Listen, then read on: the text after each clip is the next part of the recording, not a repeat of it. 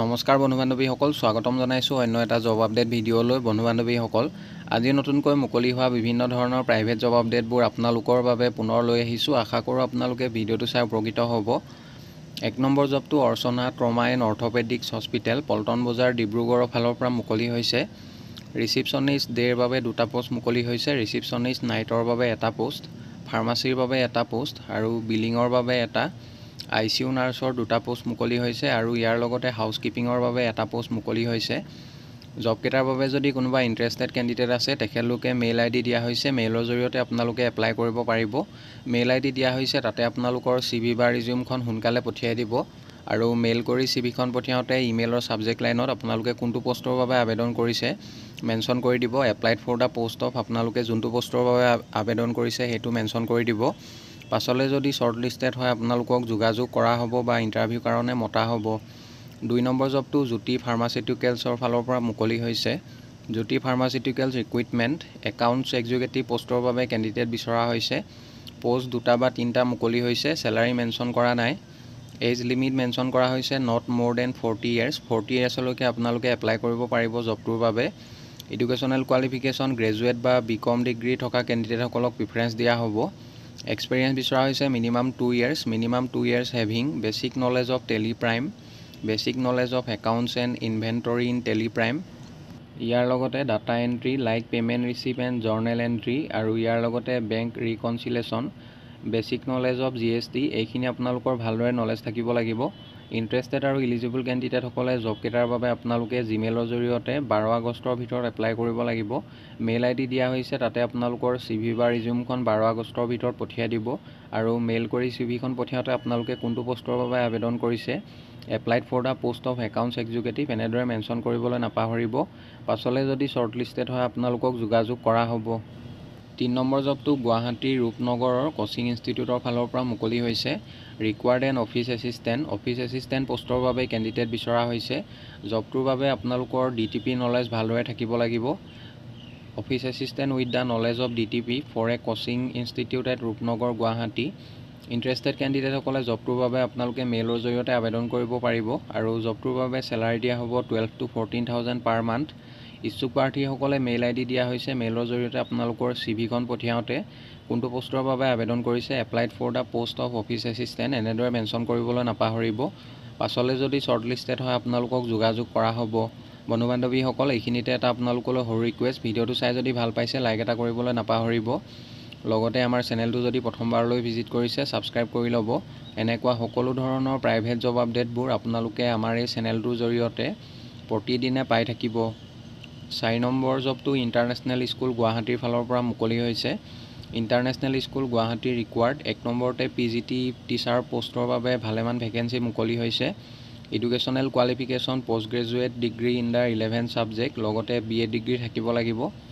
ছাবজেক্টবোৰ হৈছে accountancy, art and design, Assamese, biology, business studies, chemistry, computer science, economics, English, geography, Hindi, history, mathematics, physics, political science, physical education, psychology আৰু ছ'চিয়লজিৰ বাবে PGT teacher বিচৰা হৈছে।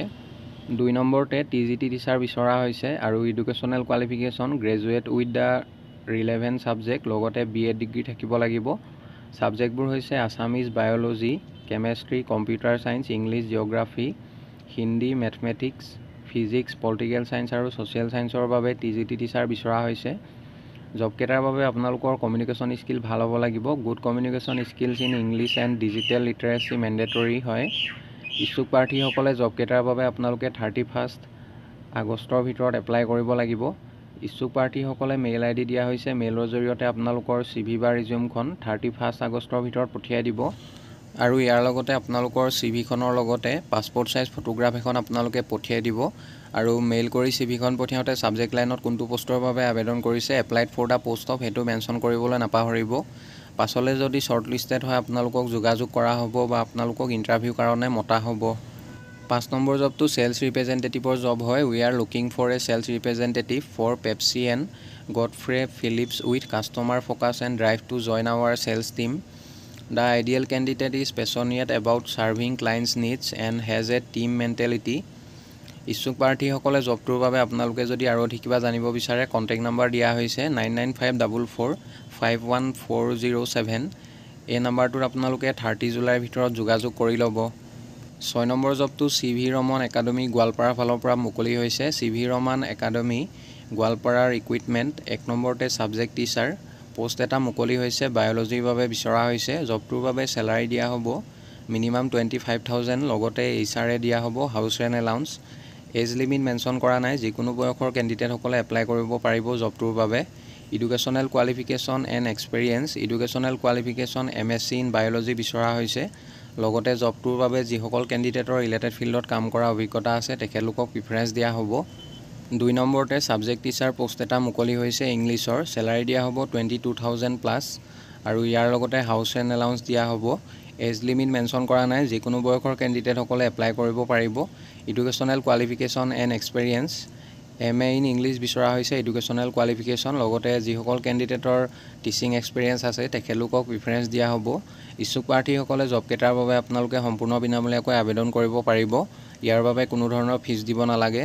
ইচ্ছুক প্ৰাৰ্থীসকলে মেইল ID দিয়া হৈছে, মেইলৰ জৰিয়তে আপোনালোকৰ CV বা ৰিজিউমখন আজিৰ ভিতৰত পঠিয়াব লাগিব আৰু মেইল কৰি CVখন পঠিয়াওঁতে ইমেইলৰ ছাবজেক্ট লাইনত কোনটো পোষ্টৰ বাবে আবেদন কৰিছে, applied for the post of, সেইটো মেনশ্যন কৰিবলৈ নাপাহৰিব। পাছলৈ যদি শ্বৰ্ট লিষ্টেড হয় আপোনালোকক যোগাযোগ কৰা হ'ব। কণ্টেক্ট নাম্বাৰ দিয়া হৈছে আৰু যদি অধিক কিবা জানিব বিচাৰে 7896709518 এই নাম্বাৰটোত আপোনালোকে আজিৰ ভিতৰত যোগাযোগ কৰি ল'ব।